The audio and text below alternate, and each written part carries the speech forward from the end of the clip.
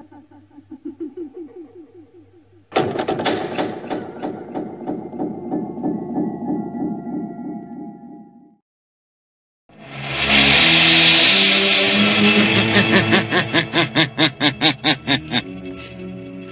knows what evil lurks in the hearts of men? The Shadow knows.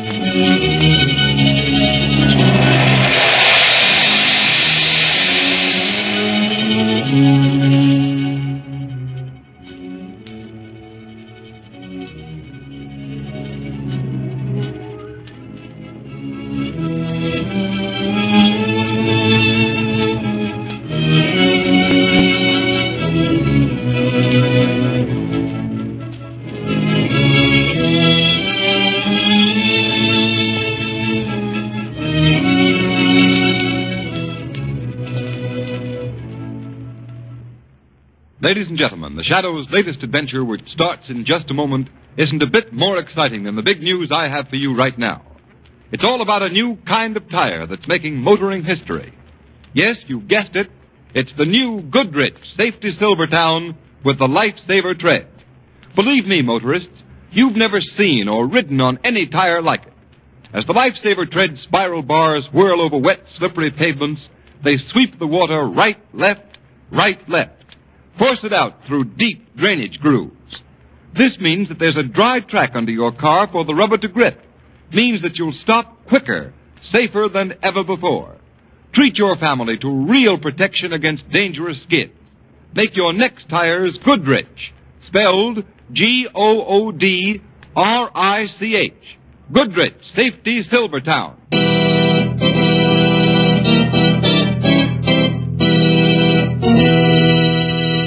The Shadow, Lamont Cranston, a man of wealth, a student of science, and a master of other people's minds, devotes his life to righting wrongs, protecting the innocent, and punishing the guilty. Using advanced methods that may ultimately become available to all law enforcement agencies, Cranston is known to the underworld as the Shadow. Never seen, only heard, as haunting to superstitious minds as a ghost, as inevitable as a guilty conscience. The Shadow's true identity is known only to his constant friend and aide, Margot Lane. Today's story, Murders in Wax.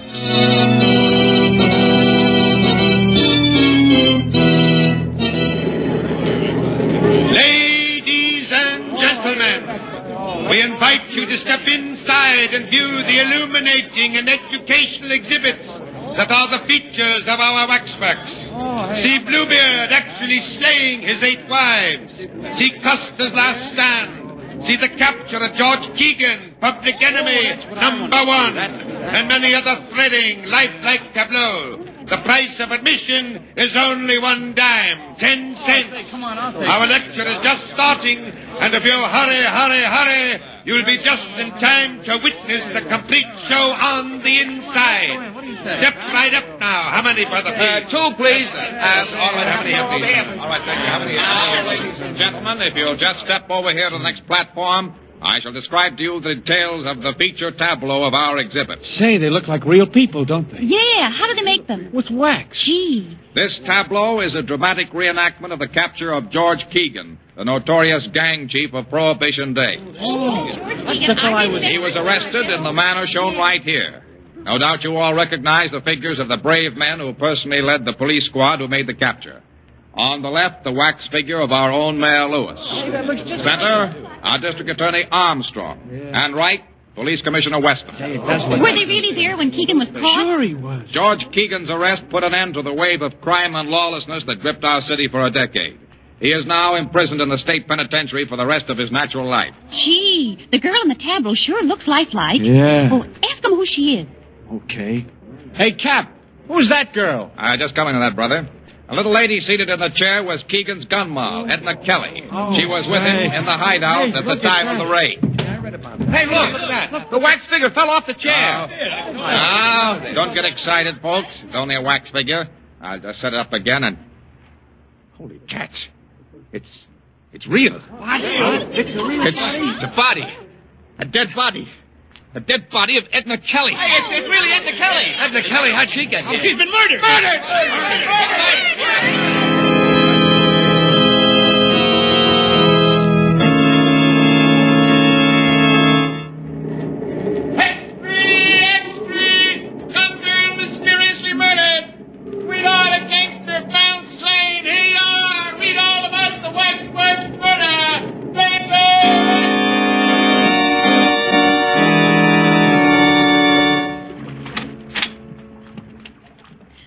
Lamont, you do row beautifully, but if you don't pull a trifle harder on that right oar, we'll hit that rock. It's all right. There we are. A little rusty on navigation, Margaret. This is my first rowboat venture in the park this spring. I'm really enjoying it. I need a little fresh air and sunshine after that experience at the waxworks yesterday. That was pretty terrible. How'd you ever happen to go to that place, Margaret?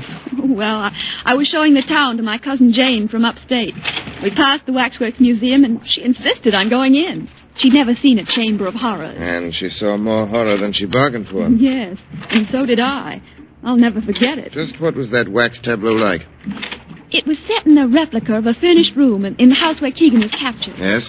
The figures of Mayor Lewis, District Attorney Armstrong, and Police Commissioner Weston were grouped about Keegan and Edna Kelly. Didn't anyone notice the figure of the Kelly girl was actually she until it fell from the chair? No. The wax figures were so lifelike that no one suspected. I see. Shall I row over the island? Oh, that'd be nice.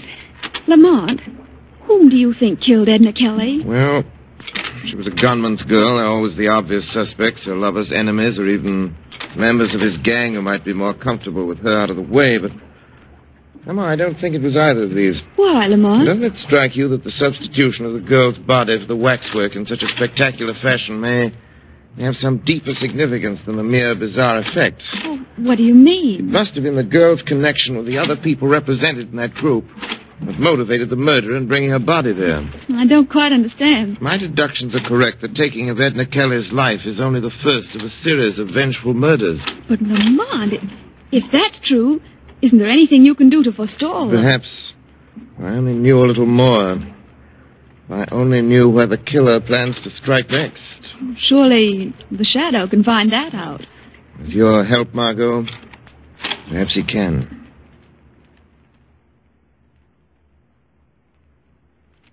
A fine bunch of detectives I've got in this department. You call yourselves a homicide squad? That's a laugh. But, Commissioner Weston, we've combed this city. Hogan, have you checked on the story of the museum proprietor? Commissioner, you talked to him yourself. Have you verified his statements? Yes, Chief, they're solid. The murderer entered the Waxworks Museum by a back door. It was found jimmied. After he put Edna Kelly's body in a tableau, he took the wax image of her outside and buried it under some trash in the alley. Did you go over the image for fingerprints, Cardona? Yeah, but we couldn't find anything. Tell him about the face. Oh, yeah, Commissioner. Funny thing, the face of the wax dummy had been slashed with a knife across the left cheek. Why didn't you tell me that before? You know what that means as well as I do. That's right. That's the mark of a squealer. Yeah, but it couldn't have been any mob stuff. The probation report shows that Edna Kelly's been going straight ever since Keegan was sent away. If you ask me, I think it was a lunatic that done it. Yeah. No sane guy had set a dead girl's body up for exhibition in that waxworks joint. No, it looks to me like one of them love things. Some guy carrying a torch for Kelly. And You're both wrong. It was no lunatic that committed that murder. And Edna Kelly hasn't gone out with anyone since Keegan started his stretch. Then what, Chief? Edna Kelly was murdered for vengeance by someone who wanted to settle a score with her lover, George Keegan. Keegan can't be reached in the big house, so they take it out on the girl. And what about the mark of the squealer on the face of the wax figure? That ties right in. That was the murderer's way of telling Keegan what he thought of him. Keegan has saved his neck by squealing on a dozen guys. Say, that's right. Yeah. Of course it's right. Cardona, first thing in the morning, I want you and Hogan to conduct a general roundup of every known enemy of George Keegan. That won't do any good, Commissioner. It's the Shadow. Where is he? Don't trouble to find him. Why are you here, Shadow? To aid you in capturing the murderer of Edna Kelly. What do you know about the case? I know that you shouldn't be wasting your men's time rounding up possible suspects while the real assassin is left free to strike his next blow. Now, see here, Shadow. Don't tell me how to run my department. Hold on, Weston. I have every reason to suspect that the placing of the Kelly girl's body in the wax tableau was intended as a warning of other deaths to follow. Other deaths? You think there's going to be more killings? Be quiet, Hogan. Tell me what you mean, Shadow. I mean that the other people represented in that wax tableau are in danger of being killed, too. And they're the mayor, the district attorney, and you yourself, Commissioner Weston. That sounds preposterous. Not at all. My advice is that you act quickly. One of you may be at this moment in imminent peril. Oh, come, Shadow. What possible motive could the murderer of the girl have for wishing to kill us as well? I think that you're... Excuse me. Hello? Mrs. Armstrong, the district attorney's wife wants to talk to you. Put her on. Hello. Yes, Mrs. Armstrong. This is Commissioner Weston. Oh, Commissioner, I'm dreadfully worried about John. What's wrong? Well, shortly after dinner, he went out. Said he might take a walk. Several hours passed, and he didn't return. I must have fallen asleep. And when I woke up a few minutes ago, he still hadn't come back. Oh, this isn't like John, Commissioner. What time is it now? It's after 2 a.m. Well, now, don't be alarmed, Mrs. Armstrong. He's probably detained somewhere on business. I'll try to locate him for you and call you back. Oh, thank you. District attorney has disappeared. Disappeared? Say, Well, Commissioner Weston? Do you think, Shadow, that... Yes, Commissioner. I fear that the killer has struck again. Can't be. If I were you, I would go to the Waxworks Museum. At once. You may arrive in time to stop this murderer from completing his monstrous work.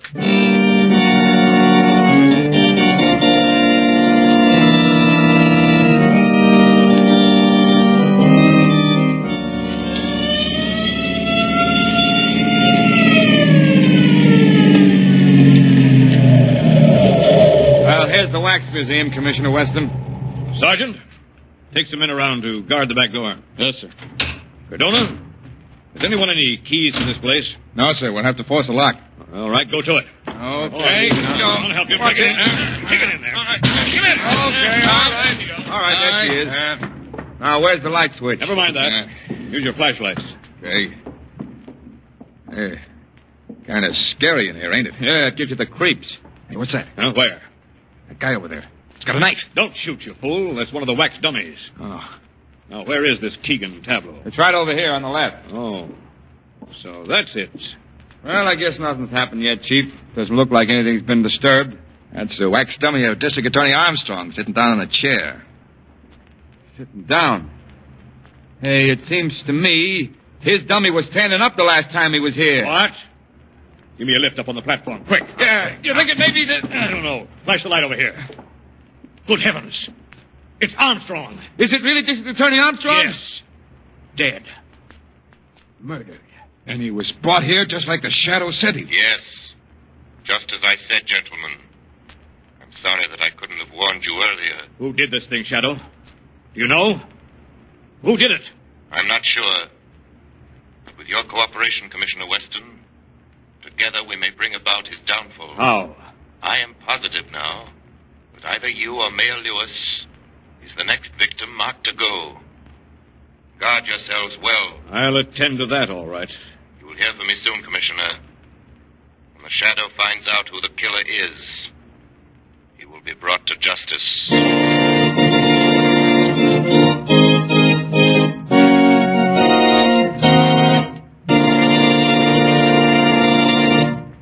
Ladies and gentlemen, let's leave the Shadow's exciting adventure for a moment. As you know, this mysterious figure time and again tempts fate.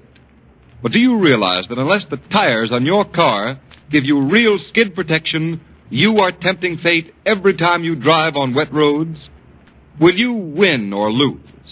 Nobody knows. The Shadow knows. Thousands are killed or injured every year when cars slide, swerve, spin across wet, glistening roads. But why gamble with fate, motorists, when the new Goodrich Silvertown with its Life-Saver tread offers you such marvelous skid protection? This new kind of tire takes care of the skid problem as it's never been taken care of before. Here's the evidence. From the largest independent testing laboratory in America, the famous Pittsburgh Testing Laboratory. Their impartial engineers tested the regular and premium price tires of the nation's 6 largest tire manufacturers. And did Goodrich Silvertowns come through with flying colors? Motorists, those impartial tests proved that no other tire tested, regardless of price, came up to the Silvertown in resistance to skid. And what's more, the new Silvertown gave more non-skid mileage than any tire tested in its price class. It averaged 19.1% more miles before the tires wore smooth. And that's the same as saying you'll get every 6th mile free. So when you think of greater safety for yourself and family, remember this impartial record of the Silvertown's amazing performance. Have your car equipped with the safest thing on wheels, the new Goodrich Safety Silvertown. Remember, you pay no price premium for this life-saving Silvertown.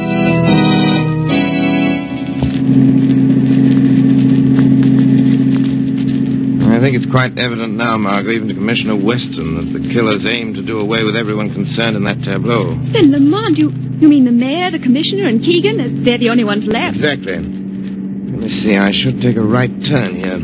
Lamont, do you believe these murders are the work of a madman? Not at all. I think that whoever is behind all this is quite sane, Margot, quite sane. What makes you say that? There's some important civic figures in that group.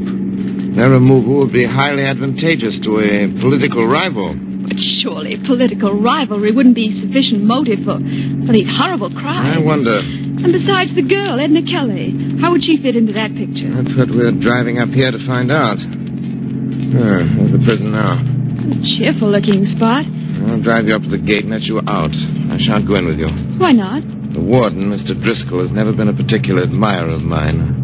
Feeling which I reciprocate. Why, Lamont? Well, I had occasion to expose the graft-ridden conditions in this prison a few years ago. Naturally, that didn't make me too popular with Mr. Driscoll. Here we are. Now, you remember what I told you? I think so. I'm a reporter from the Daily Globe. I'm to ask for an interview with Edna Kelly's sweetheart, Keegan. And when I see him, I'll try to find out from him. Please tell me something, Mr. Keegan. The readers of the Daily Globe have sent us thousands of letters expressing their interest in your reaction to the tragic death of Miss Kelly. I ain't got nothing to say about it. Do you believe that the killing was executed by one of your enemies? I wouldn't know. You loved Edna Kelly, didn't you? Hey, what are you giving out with the Lonely Hearts column? No. No, you see... Lay off that love stuff. But, Mr. Keegan, I was sent up here by my paper to get a human interest story from you. And after all, well, you were fond of Miss Kelly. She was your girl. My girl? Oh, no. But I'll tell you what Edna Kelly was. She was the same as any other dame, see? She was a double-crosser. But I thought... Wait a minute, Wait a minute, I didn't mean that. Don't write nothing like I just said there. I get a little screwy sometimes when I think about what happened. Oh, of course. I understand. So, just don't write nothing, will you? Well, no, but what about this theory that she was slain by one of your enemies, Mr. Keegan? I wouldn't know.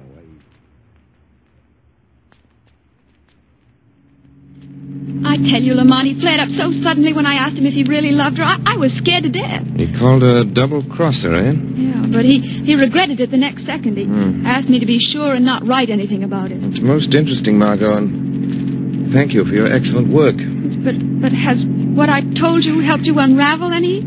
Greatly. Well, what happens now? I think that there are many more interesting facts to be learned there at prison. Yes? This evening, the Shadow shall pay a call on his old friend, Warden Driscoll.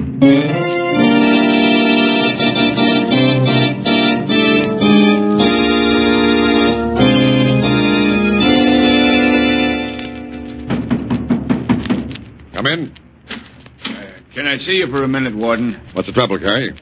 Well, it's about Keegan. Well, what about him? Well, I put him in solitary like you told me. Yes. That was this morning I done that. Hey, Carey, what are you trying to tell me? Well, he ain't ate no food for the last 3 meals. So? So I was wondering if something should be done to make him eat. He just lays quiet on his bunk. I thought I told you that no one was to go near Keegan's cell without my orders. Well, I thought if he wasn't eating... Carey, if you just perform your duties as guard around here and let the warden do the thinking, everything will be satisfactory. Yeah, sure, Warden, sure. And leave Keegan alone. Yes, sir. I'm sorry. Good night, Warden. Close that door after you. Yes, sir. Fool. Hello? Yes? Oh, yes, Mac. Oh, did he get away all right? Good. Yeah? Uh-huh. Well, get him back here before daylight, no matter what happens. Yeah, okay. Tell him I hope he does a good job. Huh? Yeah. Yeah. Oh, goodbye. You seem to be quite amused, Warden Driscoll. Huh? Who's that? Won't you share your little joke with me? Carrie, are you outside that door? Is that you talking? Carrie, if this is your idea of something funny... This is not Carrie. Well, who are you? I am the Shadow. The Shadow? Yes, Warden. Well, why are you here? What do you want with me? I came in when Carrie left. I overheard your phone conversation, Driscoll. It was very interesting. Really? Yes. I'm more than curious to know who you were talking about. Now, listen, Shadow. What business have you... It wouldn't have been George Keegan. Oh, now, see here. I have had enough of this. Wait, Warden.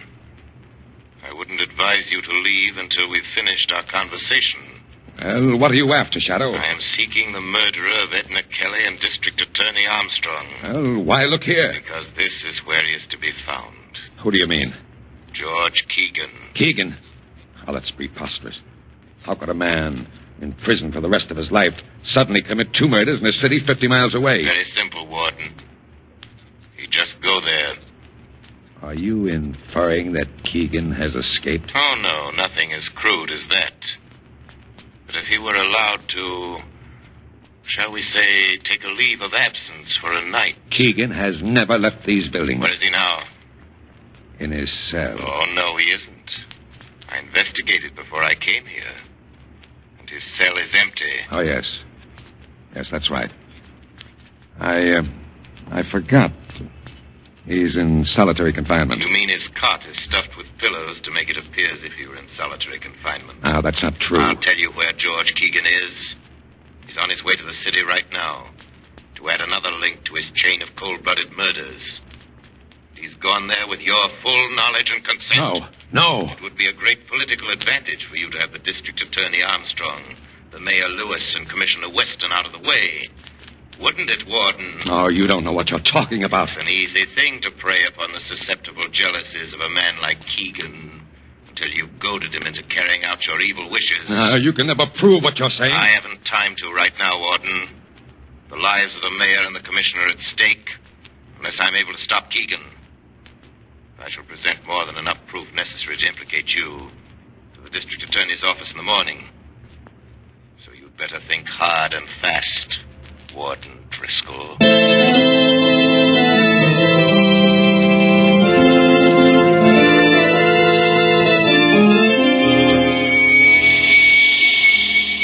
Margot Lane.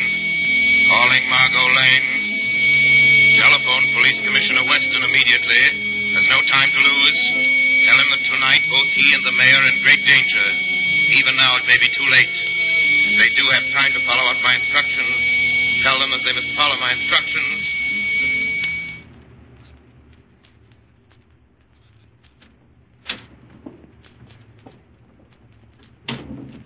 All right, Mr. Mayor.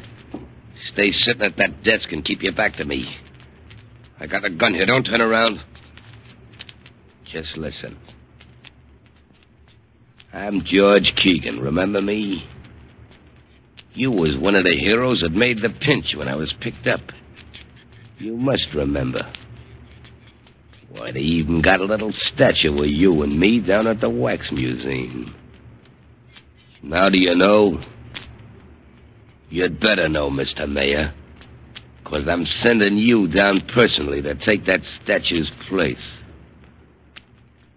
Well, why don't you say something?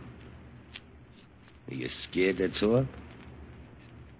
Where's all that fancy gab that you hand out at banquets and meetings? Come on, speak up. Come on, what's the matter with you? Speak up, will you? All right, then you get yours just the same.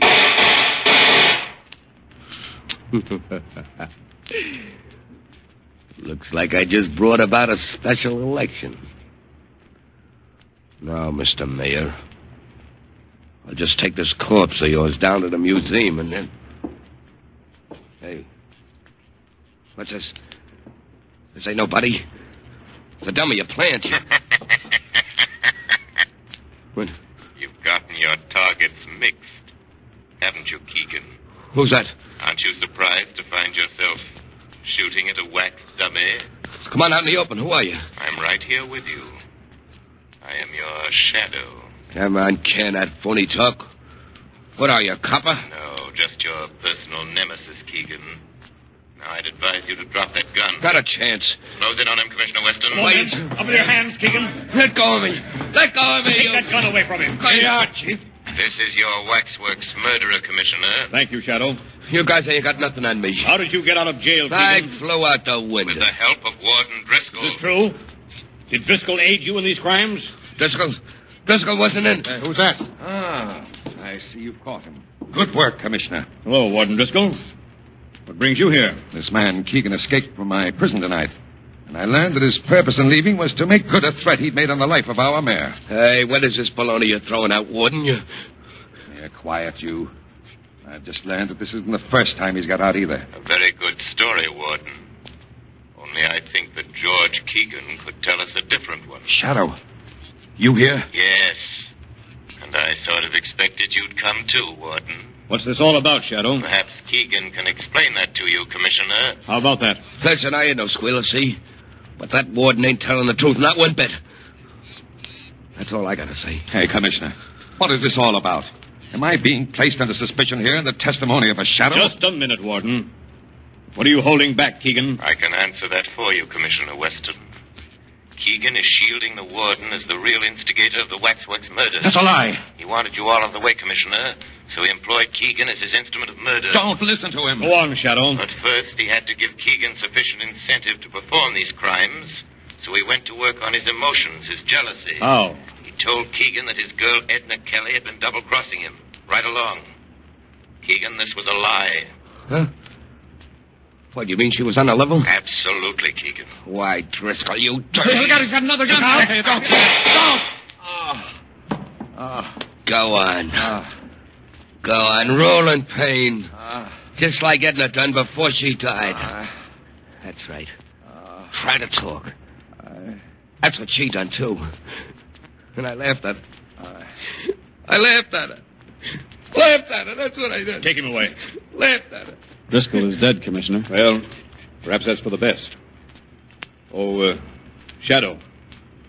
Are you still there? Yes, Commissioner. I want to thank you heartily for this night's work. I seek no credit, Commissioner. However, I have a suggestion for you. What's that?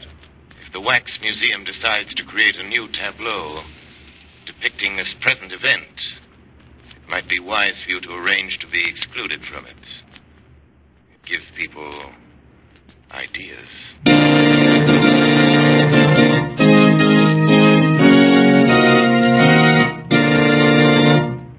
You have been listening to a dramatized version of one of the many copyrighted stories which appear in the Shadow magazine.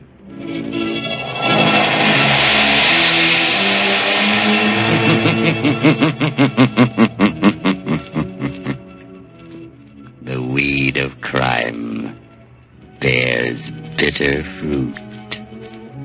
Crime does not pay. The Shadow knows. All the characters and all the places named are fictitious. Any similarity to persons living or dead is purely coincidental.